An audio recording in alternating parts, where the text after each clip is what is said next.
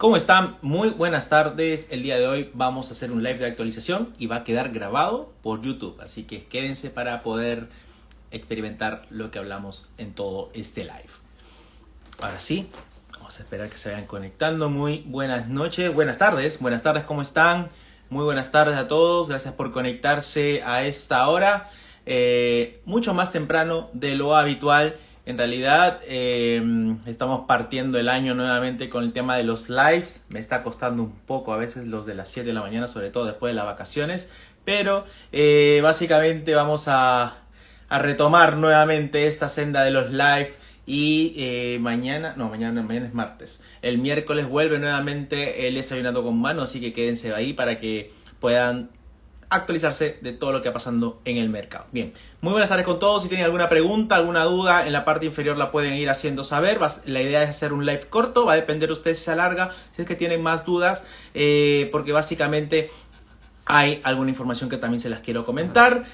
Muy buenas noches con todos, gracias por conectarse. Bueno, vamos a partir. Día de hoy, día para los que operan en la bolsa norteamericana, día aburrido porque la bolsa estuvo cerrada. El día de hoy se celebra el día de la memoria de Martin Luther King. Por eso los tres principales índices de la bolsa, las acciones de Estados Unidos, los ETF, los ADRs, algunos commodities cotizados en Estados Unidos estuvieron cerrados y sin movimientos el día de hoy, lo que no exime que los índices futuros sigan operando, que los commodities futuros también sigan operando en este momento, pero en general día de nula liquidez. Mañana sí, ya vuelve nuevamente Estados Unidos a operar al 100%. Saludos Esteban, ¿cómo estás? Gracias por conectarte. Y bueno, mañana como les comentaba, al 100% vuelve nuevamente a operar la bolsa de Estados Unidos. Una bolsa que viene teniendo rendimientos nuevamente positivos luego de un año que empezó, como quien dice, con el pie izquierdo, negativa. La primera semana, la segunda fue positiva. Y esto es interesante porque también hay que tener en cuenta el lado más extenso. De las últimas 10 semanas, 9 de ellas habían sido positivas hasta el día de la caída. Pero la semana pasada fue positiva, o sea, en resumen, de las últimas 11 semanas, 10 de ellas han sido positivas para la bolsa, sobre todo para los tres principales índices. Raúl me pregunta acá muy rápido, si veo que sube el petróleo. Bueno, en realidad, en este momento está haciendo un rango lateral entre los 70 hasta los $74.50 inclusive. Es un rango lateral que lo viene haciendo desde mediados de diciembre. Probablemente la vaya a cumplir, pero hay que tener en cuenta que de una u otra manera hay un factor importante, que es que en febrero viene la estacionalidad de el petróleo, donde normalmente nos dice el mercado que de los últimos 15 años, de los últimos 15 febreros, 10 de ellos han sido positivos para el petróleo y solamente 5 de ellos han sido negativos. Es la misma estacionalidad que vemos en el oro, pero la del oro es en enero y en febrero se ve para el petróleo. Por lo mismo, de una u otra manera, tendríamos una posibilidad que haya más sesgo alcista en febrero. Ahora, todo depende justamente de las reuniones de la OPEP, depende de cómo va la demanda por parte de China, cómo va la oferta también, si es que hay algunos recortes de producción, y eso es clave tenerlo en cuenta. Así que mientras no se den ninguna variables adicionales diferentes, factores geopolíticos puede ser, vamos a tener probablemente al petróleo rondando los 70 hacia los 74.50 inclusive, como les comentaba. Así que va dando movimientos superlaterales en este momento. La amplitud más ancha viene desde los 68 hasta los $80 inclusive. Así que hay dos rangos en el cual puede haber lateralidad, y quién sabe, de repente con la estacionalidad de febrero podamos ver una ruptura de esos 74 y buscar los $76, 77 e inclusive. Así que eso con el petróleo. En este momento la sesión pre de mercado asiático está positivo, está en los $72 aproximadamente. Bueno, ¿qué pasó con las aerolíneas? ¿Por qué bajaron? Bueno, en realidad con las aerolíneas hay que tener en cuenta que Hubo un tema muy puntual, ahora está sucediendo un factor puntual con Alaska Airlines, donde nosotros vimos justamente que hubo una ruptura de una puerta de un avión comercial que era justamente de un Boeing 737 MAX 9, que justamente ya había entrado en revisión hace unos años atrás. Acuérdense del caso de Malaysia Airlines, y Boeing había sido fuertemente golpeada.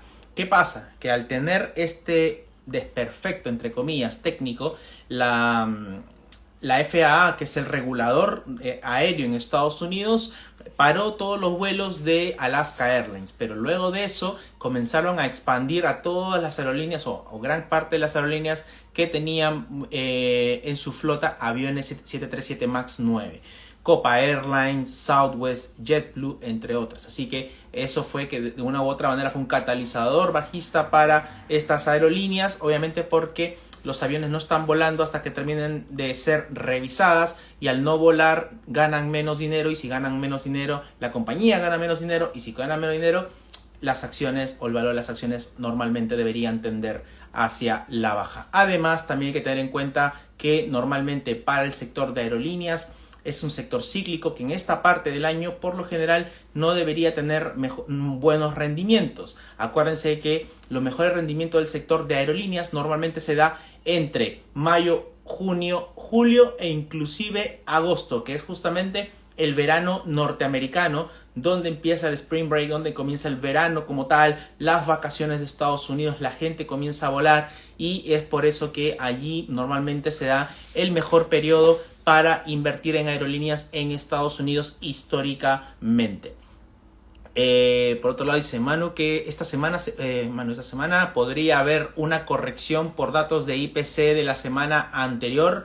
No debería, en realidad los datos eran un poco más o menos esperables que se dieran así, y hay que analizar otra cosa: ¿por qué el IPC sale alto? De una u otra manera, el que el IPC haya salido alto, primero que fue en línea a lo que esperaba el mercado. O sea, salió más alto de lo que esperaba, pero en fin, la visión era que hubiese más inflación que el mes pasado. Efectivamente salió un poco más alta, pero salió más alto de lo que normalmente se esperaba. Dicho esto, hay que analizar también por qué, cuáles son las consecuencias o por qué se da esta inflación más alta. Es porque el consumo está fuertemente activo en Estados Unidos. Acabamos de terminar la época de festividades en Estados Unidos. Acuérdense, veníamos del Black Friday, Cyber Monday, Acción de Gracias, Navidad, Año Nuevo, lo cual también supone que el consumo se mantiene fuerte, que la gente está comprando, y obviamente cuando hay mucha demanda de bienes, normalmente los precios tienden a aumentar. Así que se entiende en cierto modo que haya habido un aumento en los precios. Ahora, lo importante y relevante también es que sorprende a la baja el IPP, el índice del precio al productor, que es lo primero que en realidad sube y que después se traslada al consumidor, con lo cual hay que tener en cuenta que este salió menos 0.1, lo cual es bueno. Ya definitivamente la inflación en Estados Unidos nos ha mostrado que hay una curva descendente en el tema inflacionario. Por eso en este minuto hay un 70% de probabilidad de que bajen la tasa en marzo. Particularmente no creo que bajen la tasa en marzo, particularmente pienso que la van a bajar en junio, a menos que los próximos datos, el próximo dato por ejemplo del IPC de febrero, que es en realidad dato de enero, y la última reunión de política monetaria de Estados Unidos, que es el 31 de enero, nos muestren algún camino diferente que quiera tener la Fed, y eso obviamente aumente la probabilidad de una reducción de tasas en marzo. Así que en general no debería haber ningún impacto, porque el dato de inflación no fue tan fuerte como pudo haber sido, y es más, en algún sentido del análisis se puede tomar como que este dato fue positivo para el mercado, positivo para la economía, porque de una u otra manera se puede ver que en diciembre el consumo estuvo muy fuerte. Así que eso, Alejandra me dice, Manu, Tesla informó paralización de producción, a tu juicio, ¿qué se puede esperar que pase? Nada, no es novedad para Tesla anunciar una paralización de producción de autos. Hay que tener en cuenta que justamente eso fue algo que el año pasado, el 2023, se le temía de Tesla. O sea, que la paralización que tuvo en diferentes plantas no hiciese que Tesla llegara a la producción anual esperada, que era el 1.800.000 autos. Finalmente pudimos constatar y pudimos ver que Tesla efectivamente llegó a la producción de 1.800.000 autos. Así que no, obviamente pueden haber movimientos de muy corto plazo, pero en general en ambientes macro no debería afectar hasta el momento. Por otro lado, también hay que tener en cuenta que Tesla ha venido corrigiendo y en este momento se encuentra en la parte de soporte de la línea de tendencia alcista de largo plazo. O sea, podría ser desde el plano de vista técnico una oportunidad interesante de comprar una acción que ha venido en continuo crecimiento, pero que en ese continuo crecimiento tuvo una caída que la sitúa en una línea de tendencia, en un piso técnico. Ahora, tengan en cuenta también que quien quiere comprar acciones de Tesla, esto no es ninguna recomendación de inversión, está comprando una acción que tiene un beta de más de 2, o sea, es doblemente más volátil que el índice. No es para una persona que tenga un perfil conservador o moderado, es una acción Tesla, Nvidia, etcétera, son empresas que son altamente volátiles, son más arriesgadas, son caras, no están comprando acciones baratas con estas dos. Saludos a todos los que se van conectando, muy buenas noches. ¿Va a quedar grabado? Sí, va a quedar grabado en el canal de YouTube, por si acaso, ya va a quedar grabado en el canal de YouTube. Eso. La caída de UEH, oportunidad. ¿Cuál es UEH? Te pediría que me puedas ayudar a ver si la estoy siguiendo o no. Y comentamos. Mike me dice, Manu, ¿crees que BTC suba esta semana? Depende mucho de cómo el mercado lo tome. Hay que tener en cuenta que en este momento estamos en el Foro Económico Mundial de Davos, y algo interesante que justamente leía antes de empezar el live y en la tarde también. En las últimas dos foros económicos mundiales, Bitcoin o las criptomonedas habían tomado la palestra, ¿sí? El auge fuerte del 2022, la caída o el crypto winter, el invierno cripto el año pasado, tomaron fuerza justamente en Davos, quebraron muchas empresas de criptomonedas, etcétera. Pero este año, por ejemplo, el que está tomando un papel predominante en este foro económico mundial es la inteligencia artificial. Y esto es interesante porque se sitúa en el Foro Económico Mundial. No sé si habrán visto, hay algunas publicidades bastante fuertes, hay stands grandes, muy grandes, de, por ejemplo, Intel, de AMD, de Nvidia, y en general ChatGPT está teniendo todos los reflectores en este momento del foro de Davos. Así que es interesante lo que pueda pasar. El mercado está viendo en este momento justamente a empresas ligadas a inteligencia artificial. En el mercado de startups, por ejemplo, también es interesante porque el año pasado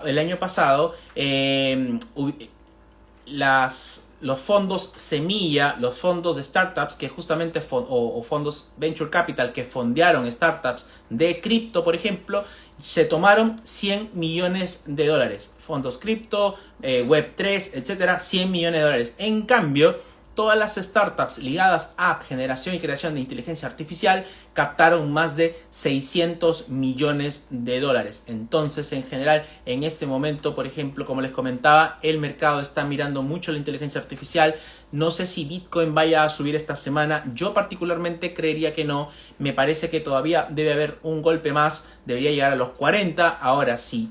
Llega a los 40, hay que ver si lo soporta como soporte técnico, como soporte psicológico en los 40.000, o inclusive rompe esos 40.000 y puede llegar a los 38.000, a los 36.000, que podría ser un precio para mí interesante y atractivo, teniendo en consideración que viene un halving, que probablemente Bitcoin termine mucho más alto en este año. Eso prácticamente es indudable, que el halving es un catalizador muy fuerte, muy potente para el mundo cripto, para las criptomonedas per se, Pero en el corto plazo hay que tener en cuenta que se da en Estados Unidos lo que se llama comprar con el rumor, vender con la noticia. Los ETFs que habían sido el catalizador principal de Bitcoin en este corto plazo ya salieron, ya no es noticia, ya no es novedad eso, ya no es especulación, ya no es rumor, es una realidad. Y en solamente 2 días perdieron más de 10% en promedio. Varios miles de millones de dólares desaparecieron del mercado. Entonces, me parece que en realidad la mirada, y si uno analiza bien, Ether, la moneda de interfaz Ethereum, es en este momento la que está robándose las miradas. Ether, por ejemplo, subió un 15% en lo que va de la última semana. O sea, mientras Bitcoin caía, Ethereum subía. ¿Y por qué? Porque claro, Bitcoin hizo, como quien dice, el trabajo sucio. Se fue a aplicar al ETF, pasó el escrutinio público y todo lo demás. Ya se aprobó su ETF y ahora le pavimenta la mirada para, y esto es ya algo que yo creo, esto sí es algo personal, yo creo que el siguiente ETF que va a salir va a ser el de Ethereum y el siguiente va a ser el de Solana. Así que eso es lo que yo pienso, eso es lo que es una opinión completamente particular, pero pienso que va a venir el ETF de Ethereum y el ETF de Solana pronto, no sé cuándo, pero el hecho de que ya haya salido el ETF de Bitcoin ahora va a dar el camino libre para que puedan aplicarse a ETFs de Ether, y es por eso que Ether puede seguir subiendo. Además, cuando salieron los ETFs de Bitcoin, tengan en cuenta algo. Bitcoin subió a 49.000. Todo bien, todo bonito. Y salían las noticias, ¿no? Que Bitcoin había llegado a máximos del 2021. Y esto es interesante, muy curioso e interesante. ¿Por qué? Porque fíjense que la noticia había llegado a máximo del 2021, bueno para los crypto lovers y todo el cuento, pero miremos en realidad todas las criptomonedas. Algo debió haber pasado, deberían haber estado más o menos en el mismo estándar. Pero si uno analiza Bitcoin y Ether, Bitcoin estaba en máximos de 41, o sea, desde el 2021, perdón, mientras que Ether, su máximo del 2021 en la misma fecha había sido $4.500 y en ese momento estaba en 2.300. O sea, Bitcoin estaba a la par, mientras que Ether estaba muy rezagado de sus máximos de ese año. Así que interesante nuevamente lo que les comentaba, que puede suceder con Ether o Ethereum, como algunos los conozcan. Así que me parece que para mí, en lo particular, Ethereum puede ser más interesante que Bitcoin. Leito dice: hola Manu, ¿sabes por qué están bajando tanto las acciones del ETF TAN de energía solar? Sí, esto se da y no es novedad. Esto es porque las tasas de interés están altas. Al tener tasas de interés altas y mientras se mantengan altas, los costos de estas empresas aumentan, su nivel de endeudamiento es alto. La gente no quiere endeudarse para comprar cosas solares en este momento, le sale muy caro y hay prioridades en la vida de las familias. No tener una casa solar en este momento, más le preocupa consumir, comer, vivir, medicina, etcétera, ropa. Entonces, ¿qué pasa? Estas empresas que son muy demandantes de capital están muy endeudadas a unas tasas muy altas que en teoría debió haberse compensado con la venta de sus productos, pero no están vendiendo. La demanda de productos solares ha caído fuertemente y además con altas tasas son muy caras. Entonces, ¿eso qué significa?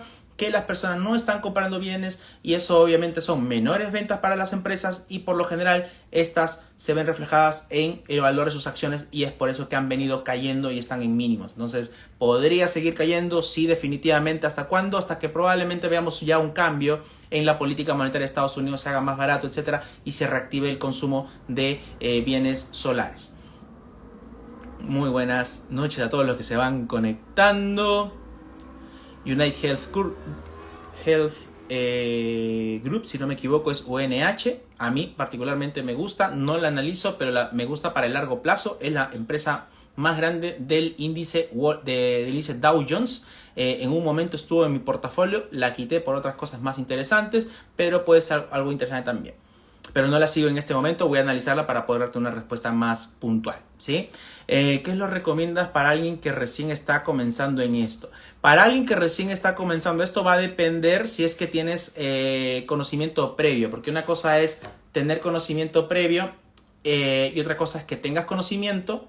O sea, perdón, una cosa es que no sepas nada y recién quieres invertir, y otra cosa es que ya hayas invertido y que no tengas conocimiento. Entonces, va a depender mucho. Ahora, si tú tienes un capital, quieres comenzar a invertir, pero no conoces nada de mercado, yo extremadamente recomiendo que primero inviertas en educarte justamente en el tema de mercados. Ahora, paralelamente, si tienes un dinero ahí, yo sí diría que no sería tan interesante ponerlo en un depósito a plazos porque cada vez va a rendir menos. Es más, acuérdense que el último IPC de Chile fue menos 0.5%. Por lo mismo, hay una probabilidad mucho más alta de que el Banco Central de Chile comience a bajar tasas y, ¿por qué no?, de una manera más agresiva. Por lo mismo, se acabó definitivamente ya la fiesta de los DApps, la fiesta de los depósitos a plazos, de las altas tasas de doble dígito. Eso ya no existe. En realidad nunca debió darse. Solamente que se dio porque había mucha inflación hace un par de años atrás y el Banco Central tenía una tasa muy alta. Pero ya eso no es normal. Entonces, ¿qué podrías hacer? De repente, dependiendo de tu perfil, ponerle un money market para que vaya moviéndose el dinero, para que vaya haciendo algo, generando una rentabilidad al menos. Te da muy alta liquidez. O sea, si tú mañana necesitas el dinero, en 24 horas tienes el dinero listo para poder invertir. Y mientras está generando algo, que es un poco más que la media de los depósitos a plazo, te va a ayudar justamente a que puedas aprender sobre mercado, meterte a cursos, leer libros sobre análisis fundamental, sobre análisis técnico, etcétera, ir practicando, o sea, ganarle tiempo, ¿sí? Mientras que tu dinero va a estar moviéndose y no va a estar estático. Lo otro que podría hacer también son en facturas, que puede ser algo más atractivo por el tema rentabilidad. Hay que tener en cuenta que hay un poquitín más de riesgo, pero va a depender de, como nuevamente digo, tu perfil y el capital que tú manejes. En lo particular preferiría un money market, está regulada, te da rentabilidad, te da liquidez o sea, rápidamente puedes retirar, puedes ir a tu cuenta bancaria, puedes invertir en lo que tú creas, etc. Me parece que te da más flexibilidad y eso es importantísimo, al menos para mí. ¿Qué crees que pase si se aprueba el autopréstamo? No estoy al tanto del autopréstamo, tendría que leerlo, pero no sé qué cosa es el autopréstamo. Si alguien me lo explica acá, les puedo dar mi punto de vista. Bueno, si invierto 100 lucas en BTC pensando que podría llegar a 90.000, ¿cuánto me rentaría aprox? A ver, en este momento el Bitcoin está en 40.000. Si piensas que va a llegar a 90.000, es más o menos el doble, y de allí sería el 100%, son la mitad de la mitad, son 20.000, la mitad de esa mitad es 25, o sea, 125%, sería el 125% de tus 100 lucas, más o menos estaríamos hablando.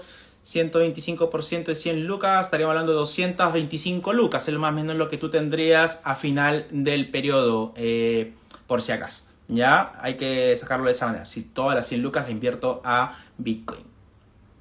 Igual esto aplica para cualquier instrumento, porque básicamente lo que están preguntándome acá es que si algo que vale 40.000, pienso que va a llegar a 90.000, ¿cuánto ganaría? Ahí hay 125% aproximadamente de rentabilidad, y esas 100 lucas multiplicadas por 125% más o menos es lo que debería rentarle más o menos 225 lucas al final del periodo. Eso. Hola a todos, gracias por conectarse. Saludos a todos, gracias por conectarse y seguirme en este live, está buenísimo. Nuevos seguidores, y espero que les guste la información que voy compartiéndoles a todos. Buenas noches, Ale, ¿cómo estás? Gracias por conectarte. Sulimar, ¿cómo estás? Muy buenas noches también. Buenas tardes, buenas noches. Bueno, en Perú decimos buenas noches, acá ya aprendí a decir buenas tardes. A todos, gracias por conectarse. Si tienen algunas preguntas, acá abajo vamos a estar respondiendo. DApps está muy bajo, sí, definitivamente. Los DAPS están muy bajos, como comentaba. En lo particular, ya la fiesta de los depósitos a plazos se finí, terminó, ya acabó. Es más, en lo particular pienso que jamás debió darse eso, porque se mal acostumbra a las personas a generar rentabilidad pensando que siempre va a ser así, y no es así. Los depósitos a plazos normalmente tienen una característica de ser cuidar tu patrimonio, rendir muy poco y eso, protegerte en algunos casos contra inflación. Pero el tema fue que tuvimos una inflación descontrolada hace un tiempo atrás y el Banco Central tuvo que actuar. Muy buena labor del Banco Central chileno. Fue uno de los primeros en actuar en la región. Al inicio no se le entendía por qué subía la tasa de manera tan agresiva, pero ahora finalmente se puede entender todo el mecanismo. Obviamente la inflación ya está controlada, pero todavía falta que llegue al rango meta y se estabilice. Una cosa es llegar al rango meta y otra cosa es que se estabilice, o sea que hayan más trimestres con esa inflación proyectada. Así que según el Banco Central, este año, el primer semestre, podríamos ya tener justamente esa inflación deseable. Obviamente es bueno porque si no nuestro poder adquisitivo pierde valor. Pero sí, definitivamente los DAPS están ya muy bajos y no solamente eso, van a estarlo mucho más todavía. Ojo con eso. Entonces es por eso que es clave definir tu perfil de inversión, es clave aprender y educarte financieramente antes de tomar malas decisiones. Cuidar el dinero es muy importante y sobre todo saberlo mover es la clave. Saludos a todos los que se van conectando en esta noche. ¿Por qué los DAPS bajaron mucho? Bien, para quien no entienda esto lo explico de esta manera. Los DAPS tienen una correlación muy directa con la TPM, la tasa de política monetaria, la tasa de referencia para otros países. Cuando hay mucha inflación, uno de los mecanismos para poder controlar la inflación es justamente la tasa de política monetaria. Es una herramienta de política monetaria que tiene el Banco Central. Entonces, cuando hay mucha inflación, lo que hace el Banco Central es subir su tasa de referencia. ¿Para qué? Para encarecerte el crédito. O sea, si tú tenías antes 3 cuotas sin interés, lo que te va a decir ahora el Banco Central es a los bancos comerciales, súbanle esto, quiten el 3 cuotas sin interés y pongan 3 cuotas, voy a poner un ejemplo, a 5% de tasa de interés. La gente la va a dudar. La gente va a decir, no, antes era gratis, prácticamente, sacar las 3 cuotas, ahora me cuesta 5%, no quiero. O sea, la gente duda. La misión del aumento de la tasa de política monetaria o de la disminución es de estimular o desincentivar el consumo, ¿sí? Entonces, cuando la tasa sube, el crédito se hace más caro, el dinero se hace más caro. Entonces la gente la piensa 2 veces. No voy a usar mi tarjeta de crédito, no me voy a pedir un crédito consumo, etcétera. O sea, ¿por qué? Porque le va a salir más caro. Entonces, al parar de prestarse plata, al parar de gastar, los precios comienzan a bajar y la inflación comienza a retroceder. Eso es la primera patita. Y la segunda es que cuando la tasa es alta, a la vez de encarecer los créditos, también aumenta las tasas de depósitos que ofrecen los bancos comerciales. Entonces, el banco te va a cobrar más por consumir, pero también te va a pagar más por ahorrar. Y es por eso que cuando subía la tasa de política monetaria, veíamos que los depósitos a plazos tenían tasas muy interesantes. Cuando normalmente eran 3%, después pasaron a 4, 5, 6, 7%, 13% inclusive, algunos 14%. ¿Por qué? Porque la tasa de política monetaria también iba subiendo. Pero cuando la inflación comienza a ceder y el Banco Central comienza a bajar su tasa de política monetaria, los bancos comerciales también comienzan a bajar. O sea, ahora por eso mismo los créditos consumos son más...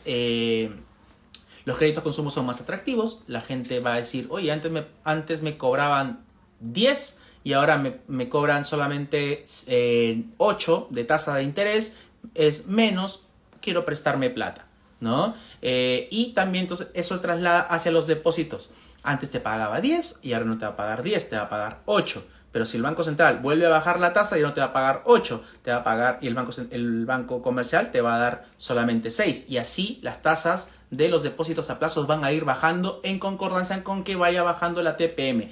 No necesariamente es una regla, no tiene que estar igual que la TPM. Los bancos comerciales pueden pagarte un poco más o pagarte un poco menos. Eso ya es decisión de los bancos. Pero normalmente cuando baja la TPM, cuando baja la tasa de política monetaria, los intereses que te dan o que te paga el banco también tienden a bajar. ¿Sí? Los money markets son como pequeños fondos en los cuales se juntan bastantes bastantes depósitos de corto plazo. Es muy útil para aquella persona que quiere tener un dinero, entre comillas, seguro, que tenga alta liquidez, pero que también le genere rentabilidades diarias. Es muy usado justamente para aquella persona que tiene un dinero, por ejemplo, si imagínate que vendes una casa, pero no sabes qué hacer con ella, si invertir, si comprar algo, si gastártela, no sabes qué hacer. Entonces, mientras estás dudando, normalmente las personas o las instituciones depositan estos en un money market, se va moviendo al menos en el tiempo y generan intereses. Eso es lo que hacen, por ejemplo, lo que en otros países, no tanto en Chile todavía, hacen las empresas. Con los salarios de los trabajadores la ponen a un money market a 30 días, por ejemplo, y ese salario que ya tienen destinado a pago de salarios, va la redundancia,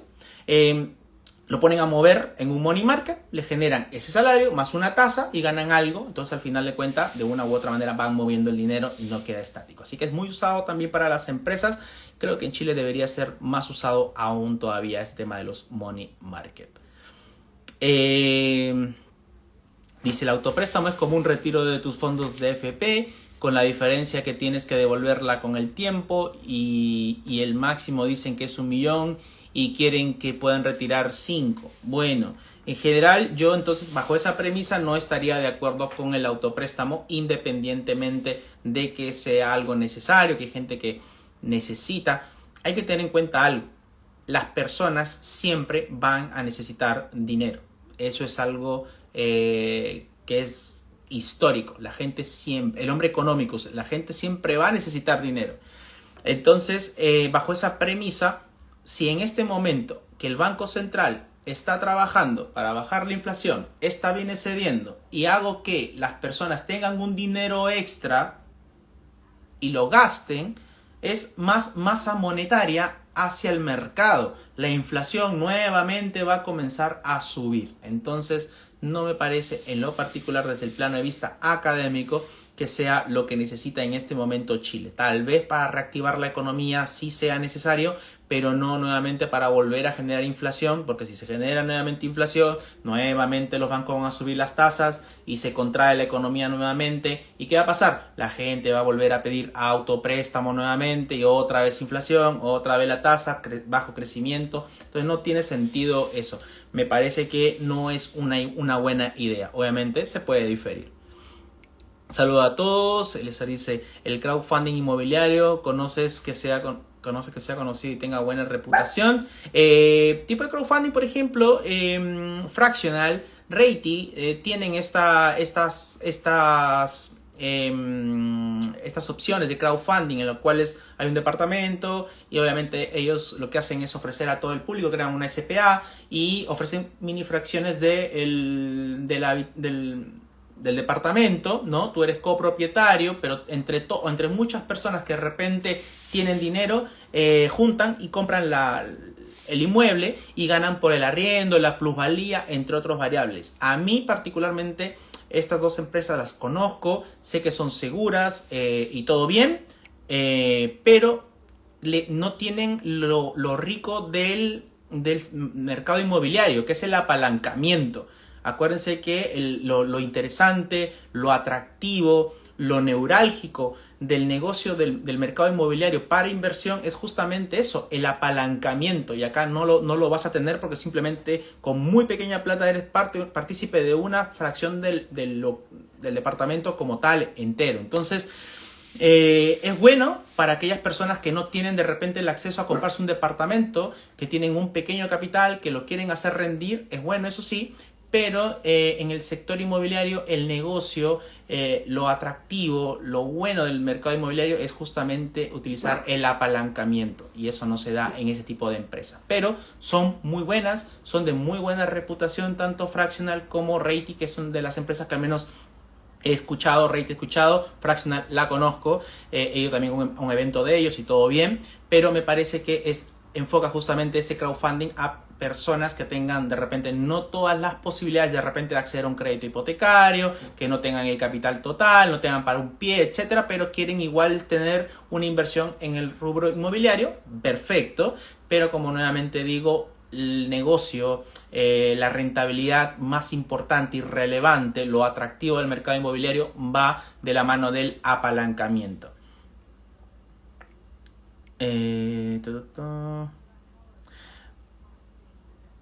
Man, ¿qué y dónde es un money market para mover un DAP? Es como un depósito a plazo, Jennifer, y lo puedes encontrar, ya muchos bancos lo tienen, el Santander lo tiene, también aplicaciones como Rational etcétera, para poder tener en corto plazo eso. DBA también tiene money market que lo puedes pedir en corto plazo, etcétera. Así que eso para cuando uno quiere cosas de más corto plazo, ¿no? Intervino bien el banco porque la tasa está en 5. Sí, hay que tener en cuenta que, a ver, cuando los bancos normalmente lo que hacen es adelantarse, ¿no?, a lo que va a suceder, y algunos bancos, no todos, pueden bajar más la tasa u otros pueden no bajarla tanto y mantenerla inclusive altas. Ya depende ahí de cada uno de los bancos, pero en realidad la tendencia que deberían tener los depósitos a plazos en el futuro es a la baja, o sea, no se van a ver atractivos de acá en adelante. Saludos a todos los que se van conectando, muy buenas noches. Donde ver Money Market, ahí justamente lo explicaba, hay bancos, hay aplicaciones, está Rational, está DBA, está el Santander, fondos mutuos de corto plazo, ¿sí? De ahí saludo a todos los que se van uniendo. Vamos a ver si hay más preguntas. Acá me hicieron una pregunta. Abajito hay un buzón de preguntas. Dicen, ¿cuál es el riesgo de invertir en Bitcoin en particular versus otro fondo riesgoso? No sé si te refieres al fondo ETF de Bitcoin contra el Bitcoin u otro fondo X. Pero bueno, hagamos la del ETF. El riesgo de invertir en Bitcoin, en realidad hay dos que puedo notar aquí muy rápido. El primero es la variabilidad del precio. Bitcoin se mueve de manera más, las criptomonedas en general se mueven de manera más volátiles que la media de los instrumentos, ¿sí? Hay que tener en cuenta que la volatilidad de los instrumentos son menos volátiles que Bitcoin. Lo segundo, otro de los riesgos asociados con Bitcoin, si es que no lo tienes en una wallet fría, ¿sí?, si no lo tienes en un pendrive, en una ledger, por ejemplo, es que, por ejemplo, pueden hackear el exchange.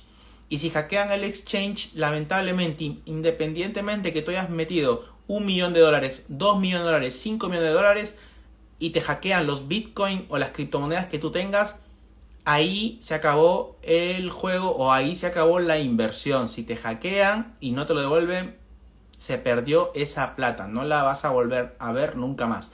Independientemente de que tú tengas los vouchers de transferencia, que tengas un contrato, etcétera. Si hackean al exchange y se desaparecen tus criptomonedas, se desaparecieron. No hay vuelta para atrás a menos que las recuperes hackeando nuevamente, ¿no? Pero ese es el riesgo que tienen las criptomonedas como tal. A Ether no le ha pasado tanto, a Bitcoin sí, y mucho.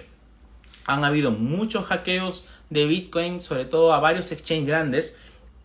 Inclusive a Binance una vez también le hackearon la red, robaron Bitcoins. Binance pudo recuperar algunos, más no todos, pero sucede. Hasta en los exchanges grandes sucede. Entonces es un riesgo inherente. ¿Cómo puedes protegerte de eso?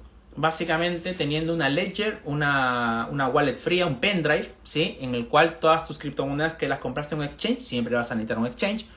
Eso que compraste en un exchange, la pasas a tu wallet que está sin internet afuera. Obviamente el tema es que no te olvides la clave. Ha pasado que hay personas que han comprado grandes cantidades de criptomonedas, han perdido la clave y ahí está el Bitcoin. Y no lo pueden usar, ¿no? Entonces ahí hay un riesgo. Y el tema de la volatilidad. Por otro lado, creo que es más volátil que otro fondo arriesgado. Por ejemplo, un ETF de semiconductores que tiene altísimo crecimiento también es menos volátil, pienso yo, que un fondo de criptomonedas, pero va por ahí. En este momento, al menos este año, Y la verdad es esta, este año al menos, quien se haga analista de criptomonedas o quien se haga, ¿cómo te digo? Alguien que recomiende criptomonedas la va a tener muy fácil, ¿sí? Porque no hay que ser muy genio para saber que halving va a generar una apreciación o debería generar una apreciación muy fuerte en el mercado cripto. Una apreciación muy fuerte sobre todo en Bitcoin. No es de extrañar que anteriormente Bitcoin ha subido fuertemente. En el primer halving, un año después, subió 80%. En el segundo halving del 2016, un año después, subió 250%. Y en el halving del 2020, un año después, Bitcoin subía un 500%. Estamos hablando que hay subidas de más de 3 dígitos en términos porcentuales. No significa que vaya a subir de la misma proporción o más o menos en esta ocasión, pero sí que de una u otra manera hay un hype que podría dar Bitcoin una subida. Entonces no es tan novedoso eso, ¿no? O sea, para que lo tengan en cuenta. En tema de cripto es muy predecible lo que pueda suceder este año, ¿sí? Eso. Saludo a todos los que se van conectando. Roblox y Palantir. No me gusta Roblox, me encanta Palantir. Acá, bueno, da servicios informáticos, sobre todo ahora a Israel. Tengo posiciones en Palantir, me gusta muchísimo, creo que puede llegar a $22, inclusive un poco más. Y de ahí de repente si llega a los 25 tomaría ganancia. La compré en 15. Me gusta mucho Palantir. Hola a todos, ¿cómo están? Karina me pregunta, hola, ¿cómo ves el dólar? Bueno, este es algo que es interesantísimo, ¿no? El dólar peso en Chile tiene de todo. En este momento hay una zona de piso en los 905, una zona de techo en los 920, la siguiente en los 933, de ahí los 950 y de ahí los 1000. En la parte baja los 905 como les comentaba, los 900, los 890, 870 y allí. Va a quedar grabado por si acaso todo este live para que lo puedan recapitular por si algunos números se les pasó. Pero ¿qué pasa en el dólar peso en términos fundamentales? Es interesante. La tasa de interés, la TPM, está en este momento en 8%.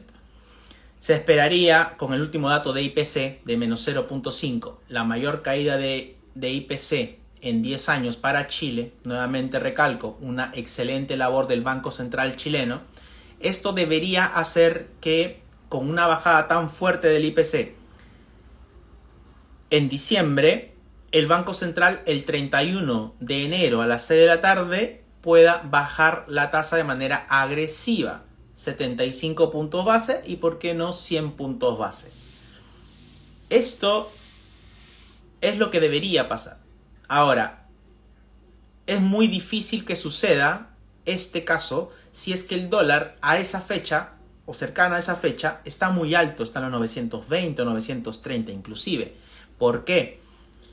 Porque lo que genera una reducción de tasa de interés obviamente es alivio en el crédito, etcétera, y ese alivio en el crédito significa obviamente que más consumo para reactivar la economía. Se utiliza también la baja de tasa, pero si se hace eso, si se baja muy fuerte la tasa, el peso se debería devaluar fuertemente contra el dólar y el dólar subir aún más. Y es ahí donde entramos en un dilema, en un problema para el Banco Central. Porque lo que no quiere el Banco Central es que el dólar se le dispare fuertemente. Acuérdense que un dólar alto genera presiones alcistas a la inflación. Entonces no conviene para Chile tener un dólar alto. Entonces el peor escenario sería que cercano a la fecha del 31 tengamos un dólar muy alto. ¿Cuál sería el escenario ideal para Chile? Que el dólar pueda estar en los 900, 890, inclusive por ahí, si es menos mejor, pero 890, 900, para que ahí sí el Banco Central pueda ser agresivo en su reducción de tasa. ¿Por qué? Porque una baja de tasa va a hacer que el dólar suba acá en Chile. Entonces va por ese lado. Entonces es menuda la tarea que tiene el Banco Central, muy difícil la que tiene el Banco Central. Entonces vamos a ver cuáles son los catalizadores, los drivers que vaya a poner el Banco Central el 31 de enero. Pero lo que debería pasar es que bajen la tasa de 0,5 hasta un 1%. O sea que sí, va a bajar la tasa de todas maneras, pero ojalá sea agresiva. ¿Para qué? Para que la economía se dinamice. Cuando bajan la tasa, los créditos bajan el costo del dinero, baja la tarjeta de crédito o los intereses deberían bajar también, los créditos automovilísticos deberían bajar. Y acuérdense nuevamente, esto no tiene incidencia en los créditos hipotecarios, para nada. La TPM no tiene incidencia en créditos hipotecarios. La TPM es tasa de corto plazo y las de corto plazo no tienen incidencia en la de largo plazo. Así que si bajan la tasa en Chile el 31 de octubre no significa que van a bajar las tasas de los créditos hipotecarios, ¿sí? ¿Cómo yo sé si va a bajar o no el crédito hipotecario? Mirando lo que son los bonos de larga duración, los de 10 años, los de 20, los de 30. ¿Por qué? Porque no hay crédito hipotecario a 1 año, no hay crédito hipotecario a 2 años, no hay crédito hipotecario a 5 años. Los créditos hipotecarios normalmente son de más larga duración, 10, 20, 30 años. Por eso mismo están más indexados a lo que suceda con los rendimientos de los bonos de largo plazo. Pero lo que debería pasar con una reducción de la tasa de política monetaria es que el dólar tienda a subir, al menos en el corto plazo. Vamos a ver cómo se dinamiza. Ahora, si la economía, si el IMASEC nuevamente es bueno, ¿sí? para enero, ahí sí podríamos ver un sesgo bajista. Me parece en lo particular que el dólar debería fluctuar, al menos en el primer trimestre, entre los 8.60 hacia los $900. Ese debería ser el rango en el cual el dólar se mantenga en el corto plazo. Saludos a todos los que se van conectando, gracias por conectarse. Si tienen alguna pregunta me la pueden hacer por acá hasta que se me acabe la batería. Ya me di cuenta que tengo 10%, espero que pueda quedar, que no se me apague antes de. Igual voy a dejarlo grabado en YouTube por si acaso, pero voy a hacer mejor para que no se me pierda unos 5 a 10 minutos más y eso, ¿sí? Para que puedan ustedes recapitularlo en mi página de YouTube. Hola, ¿hay alguna aplicación en USA que recomiendo utilizar para comprar acciones? Sí, está TD Ameritrade, que es muy buena, que ahora es Charles Schwab. Está Interactive Brokers también, en la cual tú puedes comprar en Estados Unidos. Así que son confiables. Yo he operado opciones en TD Ameritrade en ese momento, que ahora es Charles Schwab, como te comentaba. Hay que cumplir, obviamente, ciertos requisitos, pero lo puedes hacer. Es confiable, está regulada y está segura. Eso. Saludos a todos los que se van conectando. Estamos el día de hoy con bastantes preguntas. Está buenísimo eso. Saludos a todos los que se van conectando. Vamos por acá. Que habían más preguntas por aquí. ¿Cuándo una charla de Money Market? Bueno, la voy a... Recién me la están proponiendo. Hoy día me han preguntado bastante sobre Money Market. Si les parece, díganme sí. Escríbanme sí por acá. Y armo una charla, un live por YouTube. Y hago una charla, una presentación para que todos sepan lo que es un Money Market. Si les parece, pónganme sí. Si les gustaría saber una charla sobre Money Market. ¿Qué me dicen? ¿Les gustaría? Y si veo varios sís, lo hago por YouTube sin ningún problema. Feliz. Y se haga. Manu, viene la entrega de resultados de bancos. ¿Cuál es el mejor momento para entrar? ¿Antes de los resultados? No se vio la pregunta compuesta. ¿O después de conocerlos? Yo particularmente, según mi manera de invertir, yo trato siempre de entrar, cuando quiero entrar a una empresa, dependiendo obviamente de mi nivel de riesgo, después de los resultados trimestrales. ¿Por qué? Porque, y acá es un depende, ojo, si eres muy agresivo, te da lo mismo. Si eres de largo plazo, te da lo mismo. Pero si tú eres principiante, estás iniciando en el mundo de las inversiones, es vital que antes de entrar a una acción, sea en Estados Unidos, sea en Chile, lo que fuese, entres después de conocer los resultados trimestrales. ¿Me explico por qué? Porque si los resultados son buenos, las acciones pueden subir un 5 o 10%. Y mucha gente me ha dicho, Manuel, pero pucha, me perdí ese 5 o 10% que subió la acción. Claro, después de la guerra todos somos generales. Pero ¿qué pasa si tú entras el día de hoy, lunes, y mañana abre con un gap, con un salto, porque fueron malos los números, fueron pésimos los números trimestrales, y cae la acción un 10%, o un 15%, o inclusive como un Tesla, un 20%? No te va a gustar. Imagínate más aún si fuera tu primera vez invirtiendo en bolsa. No te va a gustar. Entonces, lo ideal es conocer los resultados. Personalmente pienso que es la mejor opción para aquella persona que está empezando y es más conservadora. Si eres más agresivo, entra sin ningún problema. Pero yo normalmente sugiero entrar después de los resultados para saber cuál es la tendencia. Igual si subió un 5 o un 10%, yo sé que subió porque fueron muy buenos los números y las proyecciones son buenas y probablemente tengan el siguiente trimestre para seguir subiendo. En cambio, si salen malos, la acción va a caer y puede que siga cayendo si es que los resultados fueron realmente malos. O sea, hay mucho tema allí. Por eso mismo hay que leer los estados, hay que leer.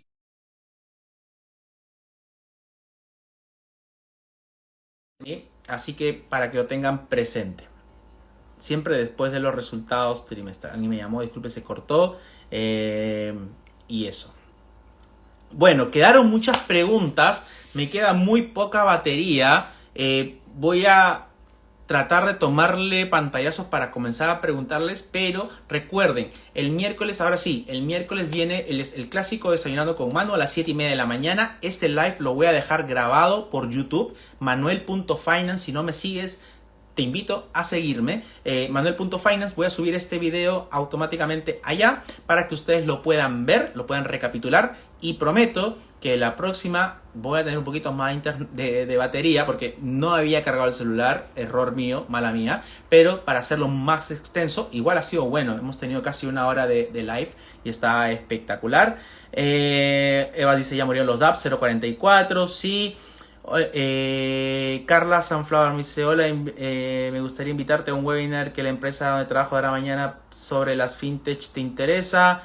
Mañana, depende de la hora, sí me interesa. Escríbeme por interno, todo lo que sea aprender, me gusta. Saludo Max, ¿cómo estás? Un genio, Max Vegadana, es un genio, es un crack en el mercado inmobiliario también. Así que si están ahí y lo están viendo, síganlo, es genio. Ya hay muchas personas que me dicen sí sobre un webinar o un vivo de Money Market. Lo voy a hacer, ¿ya? Voy a tener toda la información y voy a hacer con diapositivas y todo lo demás en YouTube. Si no te has unido a mi YouTube, únete, suscríbete, porque voy a hacer las charlas por allá, las más extensas con gráficas, mostrarle todo lo demás. Lo voy a hacer por YouTube porque lamentablemente ahora Instagram con esta nueva actualización no me deja colocarle las imágenes que yo normalmente les compartía a ustedes. Y sí, ya vi que no se puede mover nada acá. En todos los bancos, dice Gesa, bien, Carla está acá. Mano, ha escuchado que hay horarios donde el mercado es mejor operar. Es así, sí, hay mejores horarios. Normalmente para mí me gusta, por ejemplo, que si quiero mucha volatilidad, mucho dinamismo, mucha liquidez, mucho movimiento. Normalmente desde la apertura de Estados Unidos hasta la hora del cierre de Europa, están abiertos los mercados más grandes del mundo. Europa está cerrando y Estados Unidos abriendo, y toda esa banda que normalmente suele ser desde las 11:30 hora Chile hasta la 1 u 1:30 de la tarde hora Chile, ¿sí? Esa hora es como que la que hay bastante liquidez, bastante volumen, y muchas personas, muchos traders al menos de corto plazo, dicen que es mejor operar. No es que los demás sean malos, simplemente que hay más liquidez, más dinamismo, ¿sí? Manu, ¿cuáles son las ventajas de comprar algunos ETFs de Bitcoin en vez de comprar Bitcoin directamente? Uno, que no te lo pueden hackear. Está regulado, está cuidado, está protegido por el regulador norteamericano. Pero las comisiones son más altas. No me gusta. Yo preferiría tener directamente Bitcoin y automáticamente pasarlo a una wallet fría, una Ledger. Eso sería lo que yo haría, ¿sí? Para que no me la hackeen en el peor de los casos. Bueno, acá tengo muchas preguntas, pero igual les agradezco a todos. Mil disculpas porque no puedo seguir. Mándame, Carla, un mensaje por interno con los links y todo lo demás, y si puedo me uno. A la 1 es mi hora de almuerzo, así que voy a poder, porque acuérdense que trabajo en Regum y a esa hora almuerzo, así que de 1 a 2 estoy perfecto para participar en esto. Va a quedar grabado en el live en YouTube. Muchas gracias a todos, nos vemos el miércoles a las 7:30 en una nueva instancia de live, y no se olviden de seguirme por YouTube. Les mando un gran abrazo, que estén muy bien, muy feliz noche. Chao, chao.